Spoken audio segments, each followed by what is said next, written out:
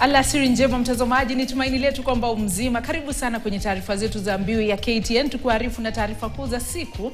Jina langu ni Zubeida Kananu, mkalimani wa ishara ni Pretty Janet.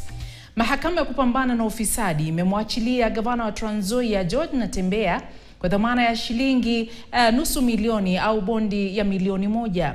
Mahakama pia imempiga marufuku kufika ofisini mwake kwa siku 60 na kuwasiliana na mashahidi katika kesi yake ya ufisadi. Zaidi ya hayo, Natembeya amezuiliwa kuondoka nchini bila ruhusa ya mahakama. Gavana Natembeya alikamatwa na maafisa wa EACC Jumatatu asubuhi kwa tuhuma za matumizi mabaya ya takriban shilingi milioni 3.2 za fedha za kaunti. Pamoja na Natembeya, maafisa wakuu wa kaunti 4 pia wanakabiliwa na mashtaka ya ufisadi. Kesi hii imezua mijadala ya kisiasa, huku baadhi ya viongozi wakilaani kukamatwa kwake kama hatua yenye msukumo wa kisiasa. Tupate picha za moja kwa moja kutoka mahakamani.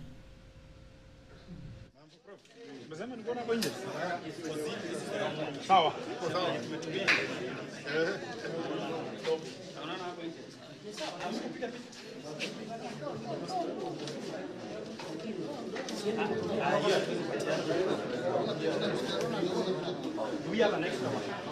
Naam, tunakumbuka hapo jana nyumbani kwake vurugu ilishuhudiwa, wakazi wa eneo hilo wakisema kwamba Natembeya analengwa kisiasa kutokana na tuhuma zinazomkabili za ufisadi. Tunamwona pale mahakamani baada ya kuachiliwa kwa dhamana ya takriban shilingi nusu milioni na anajiandaa pamoja na mawakili wake kuondoka mahakamani. Ni picha za moja kwa moja kutoka mahakama ya Milimani ambapo tunamwona gavana George Natembeya ambaye ameachiliwa muda mfupi uliopita na mahakama inayoshughulikia kesi za ufisadi, ambapo anatuhumiwa kwa matumizi mabaya ya fedha za kaunti. Ameachiliwa kwa dhamana ya takriban shilingi nusu milioni na mdhamini wa takriban shilingi milioni 1, akitakiwa kutoondoka nchini bila idhini ya mahakama, miongoni mwa vigezo vingine ambavyo tutakueleza zaidi kwenye taarifa zetu za mwendo wa saa 1.